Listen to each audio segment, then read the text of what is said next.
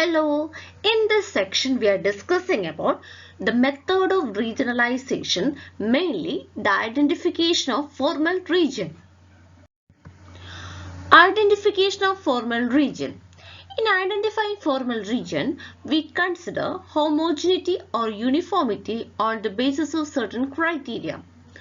Formal region എന്ന് പറയുന്നത് എന്തെങ്കിലുമൊക്കെ ഫീച്ചേഴ്സിൽ ഹോമോജിനിറ്റി അല്ലെങ്കിൽ യൂണിഫോമിറ്റി ഉള്ള ഏരിയാസിനെയാണ് ഫോർമൽ റീജിയൻസ് എന്ന് പറഞ്ഞു. ചിലപ്പോൾ ഒരു ഫീച്ചറിലായിരിക്കാം, ചിലപ്പോൾ ഒന്നോ രണ്ടോ അല്ലെങ്കിൽ മൂന്നിൽ കൂടുതലോ ഒക്കെയുള്ള ഫീച്ചേഴ്സ് ആയിരിക്കാം. ചിലപ്പോൾ കൾച്ചറൽ ഫീച്ചേഴ്സ് മാത്രമായിരിക്കും, ചിലപ്പോൾ ഫിസിക്കൽ ഫീച്ചേഴ്സ് മാത്രമായിരിക്കും, ചിലപ്പോൾ ഇത് തമ്മിലുള്ളൊരു കോമ്പിനേഷൻ കൂടെ അടങ്ങുന്ന യൂണിഫോമിറ്റി ഉള്ള റീജിയൻസ് ആണ് ഫോർമൽ റീജിയൻസ് എന്ന് പറഞ്ഞു. ഈ ഫോർമൽ റീജിയൻസിനെ ഐഡന്റിഫൈ ചെയ്യുന്നത് ചില ഹോമോജിനിറ്റിയുടെ ചില ക്രൈറ്റീരിയാസ് വെച്ചിട്ടാണ്.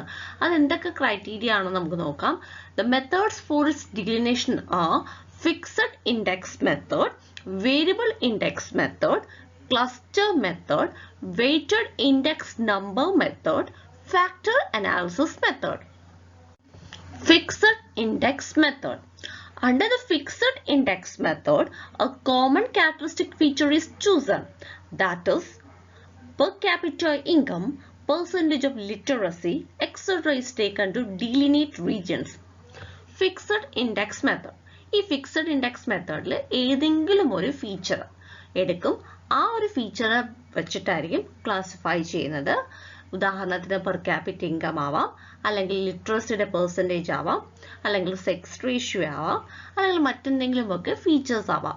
ഏതെങ്കിലും സിംഗിൾ ആയിട്ടൊരു ക്രൈറ്റീരിയ എടുത്തിട്ട് അതിനെ ബേസ് ചെയ്ത് ക്ലാസിഫൈ ചെയ്യുന്നതാണ് ഫിക്സഡ് ഇൻഡെക്സ് മെത്തേഡ്. ഇപ്പോൾ കേരളത്തിന് ഫിക്സഡ് ഇൻഡെക്സ് മെത്തേഡ് വെച്ച് ക്ലാസിഫൈ ചെയ്തിരിക്കുന്ന ഒരു റീജിയണൽ ഡിവിഷനാണ് ഈ കാണിച്ചേക്കുന്നത്. നമ്മുടെ ഡിസ്ട്രിക്ട്സിനെ സെക്സ് റേഷ്യോ വെച്ചിട്ട് ഡിവൈഡ് ചെയ്തിട്ടുണ്ട്. ഏതെങ്കിലും ഒരു സിംഗിൾ ക്രൈറ്റീരിയ വെച്ചിട്ട് regionalization ചെയ്യുന്നത് fixed index method. Variable index method. Under the variable index method, variable weights are attached to highlight different levels of activities in different regions.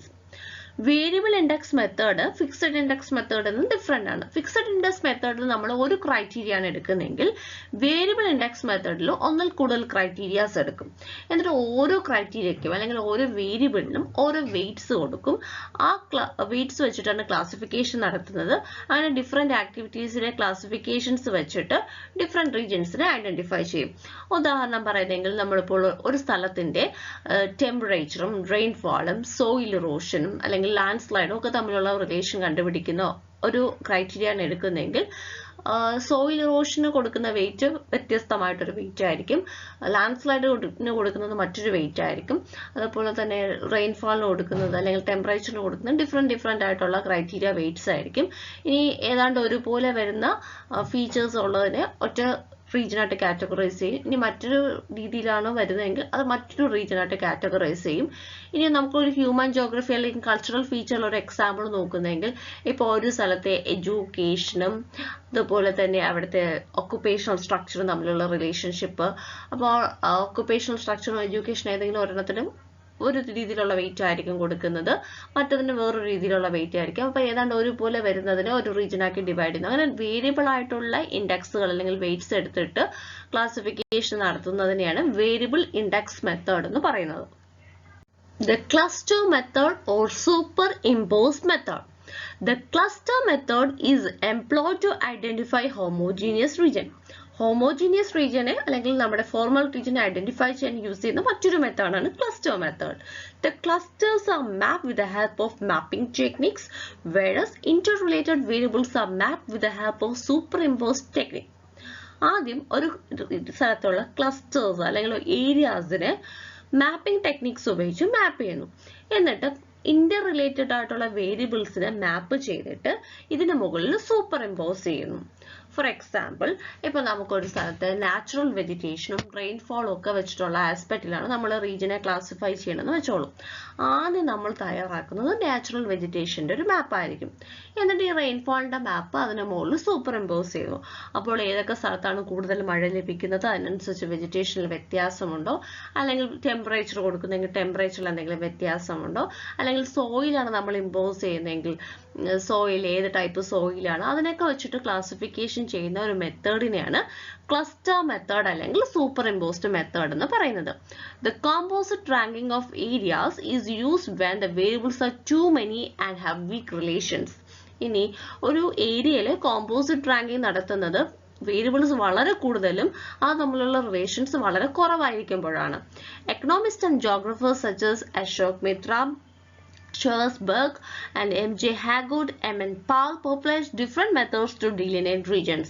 ഈ ക്ലസ്റ്റർ മെത്തേഡ് അല്ലെങ്കിൽ super imposed മെത്തേഡിന്റെ various forms എക്കണോമിസ്റ്റും ജോഗ്രഫേഴ്സും ഒക്കെ ആയിട്ടുള്ള Ashok Mitra, ഷെർസ്ബർഗ്, M.J. Hagood, M.N. Paul തുടങ്ങിയവർ നടപ്പാക്കിയിട്ടുണ്ട്.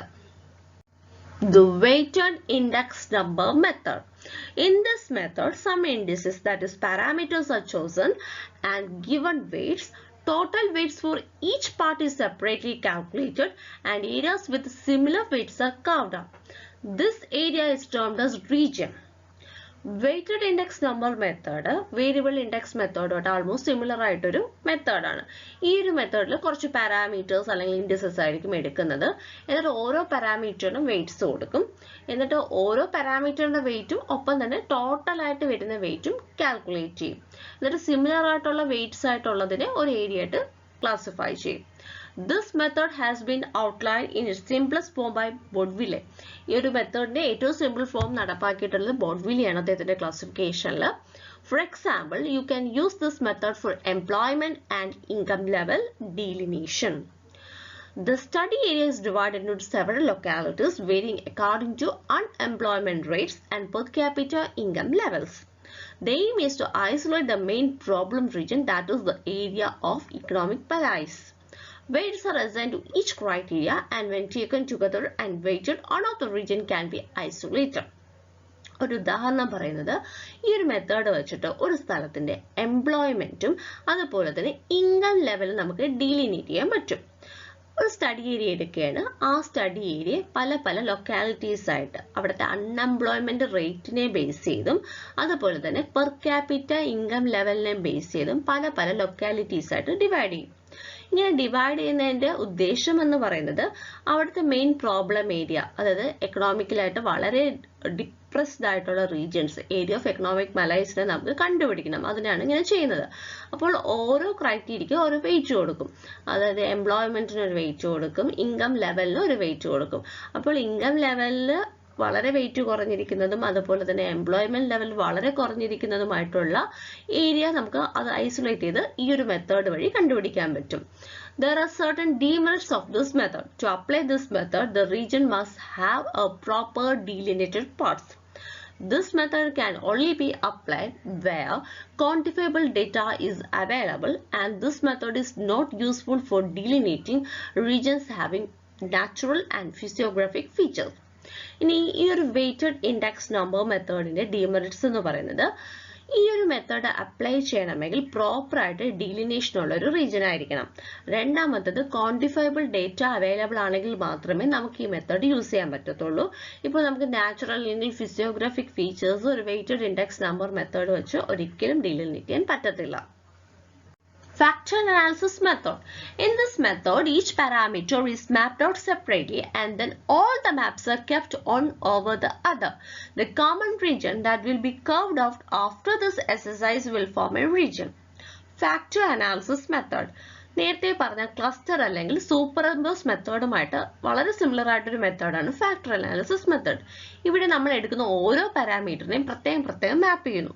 ഈ മാപ്പ് ചെയ്യുന്ന എല്ലാ മാപ്സിനെയും കൂടെ ഒരുമിച്ച് ഒന്നിന്റെ മുകളിലായിട്ട് വയ്ക്കുന്നു. ഇങ്ങനെ ഒന്നിന്റെ മുകളിലായിട്ട് വയ്ക്കുമ്പോൾ സിമിലർ ആയിട്ട് ഫീച്ചേഴ്സ് വരുന്ന ഒരു ഏരിയയെ ഒരു റീജിയനാക്കി മാറ്റുന്നു. For example, to carve out southeastern mineral region in USA, the parameters considered were geology, minerals, availability of rain, soil, vegetation, climate, and population. Each land debits an aspect and is called griddle. The area which satisfied 6 griddles was carved out and was called southeastern resource region. ഉദാഹരണം പറയുന്നെങ്കിൽ US south eastern mineral റീജിയനെ എങ്ങനെയാണ് ഒരു റീജിയനായിട്ട് identify ചെയ്തതെന്ന് നോക്കാം.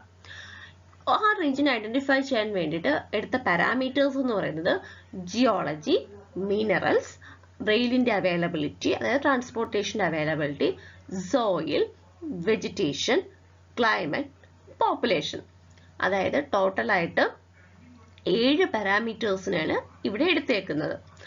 ഈ 7 പാരാമീറ്റേഴ്സിനെ ഇവിടെ എടുത്തതിൽ ഓരോ ലൈനിനെയും വിളിക്കുന്ന പേര് ഗ്രിഡിൽ എന്നാണ്. അപ്പോൾ ഏതെങ്കിലും ഒരു ഏരിയ എടുക്കുമ്പോൾ അവിടെ 6 ഗ്രിഡിൽ സാറ്റിസ്ഫൈ ചെയ്തെങ്കിൽ അതിനൊരു ഏരിയയ്ക്ക് മാറ്റും. അത്തരത്തിൽ 6 ഗ്രിഡിൽ സാറ്റിസ്ഫൈ ചെയ്ത റീജിയനെയാണ് സൗത്ത് ഈസ്റ്റ് റിസോഴ്സ് റീജിയനായിട്ട് ഐഡന്റിഫൈ ചെയ്തേക്കുന്നത്.